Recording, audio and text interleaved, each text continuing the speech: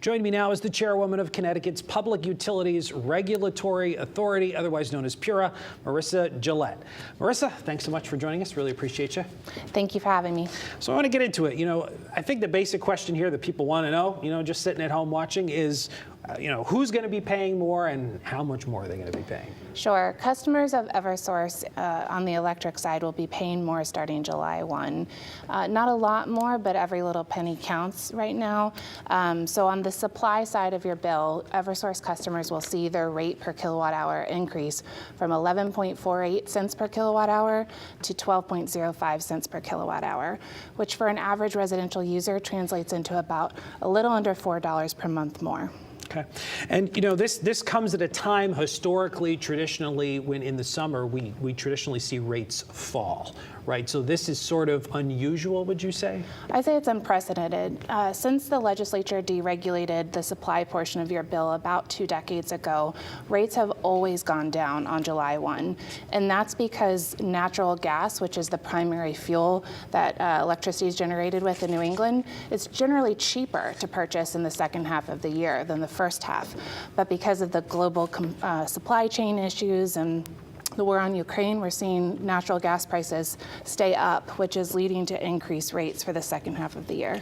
I'm going to dovetail exactly off of what you just brought up, which is, natural gas and fossil fuels.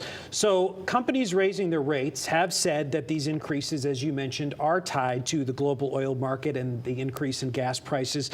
So I guess just for people sitting at home not knowing how this industry works, can you explain how a separate commodity like natural gas and oil is tied to electric rates? How are those two things connected? Sure. So as customers may be aware of at this point, there are many different components of your bills. Some of your electric bill is going to pay for public policy, some's going to pay for transmission, some's going to pay for distribution. The portion of our bill that we're talking about now is the supply or the commodity. It's literally you're paying for the electrons that are being generated and sent to your house. And because New England's grid relies primarily on natural gas to generate the electricity, that's why our rates in New England are so intrinsically linked to natural gas prices. Other types of generation that New England has diversified with, including nuclear, we under Governor Lamont's leadership, retained Millstone, which has had a price suppression effect on the regional market. But still, the rest of New England is primarily natural gas, which is that link. So I mean, do you see that as a problem, I guess, that a utility like electricity isn't independent and self-sustaining, but rather, tied to this other utility or commodity like natural gas? Do we need to become more independent in that way? I think absolutely yes. Fuel diversity is extremely important because it prevents us from finding ourselves in situations like this. The state's already acting to do things like introduce offshore wind and solar into the mix, and no matter what that fuel source is, the more diversified we become in terms of fuel that's generating our electricity, the less contingent we are on what's going on with the rest of the globe.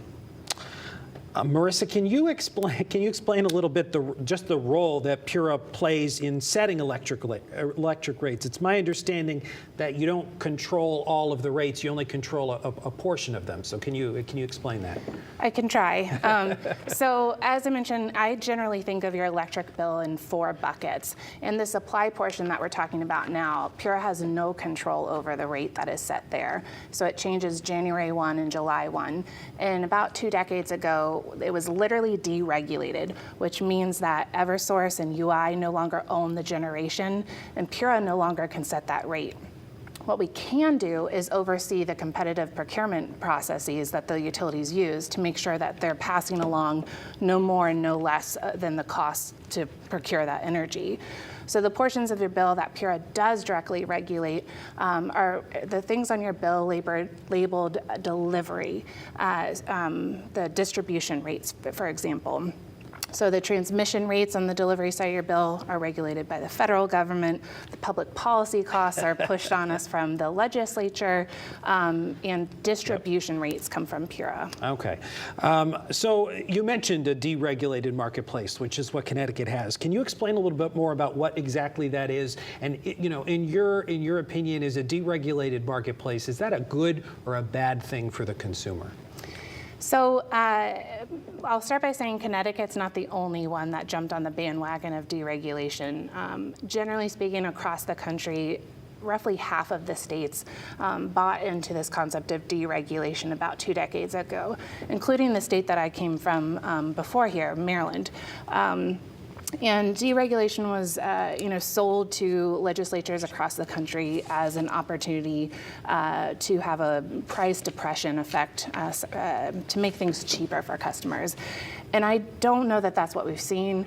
We've seen increased competitiveness, and while those things, competitiveness and cheaper commodities, can sometimes be correlated, I don't think that they are in this instance. So I think we're taking a closer look as a state at what we can do to drive the regional grid towards a more diverse fuel supply. I think you alluded to it in a lot of the answers to your questions. I mean, it is a confusing process. And so to that point, one thing that we have heard from a lot of customers is that they don't understand their bill. You mentioned they have that supply section, they have that delivery charge, and oftentimes the delivery charges will be much higher than the supply itself. Why is that the case, and what can be done to simplify customer bills? So I get this question all the time. It's probably the #1 question that we get. And we've spent the better part of the last year workshopping a redesign of your electric bills, which could roll out as soon as the end of this year. And the driver behind that, we're not going to make things cheaper by making the bill easier to understand. But we can shine some light on the cost drivers of your bill, because I think people would be surprised to know, for example, that the retention of millstone is showing up on the delivery side of your bill as opposed to the supply.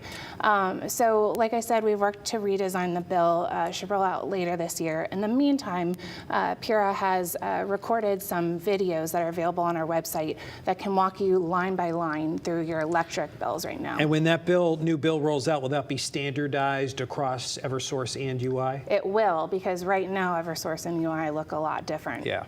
Okay, so during the uncertainty of the COVID-19 pandemic, Connecticut, I know, instituted a moratorium on shutoffs for residential customers.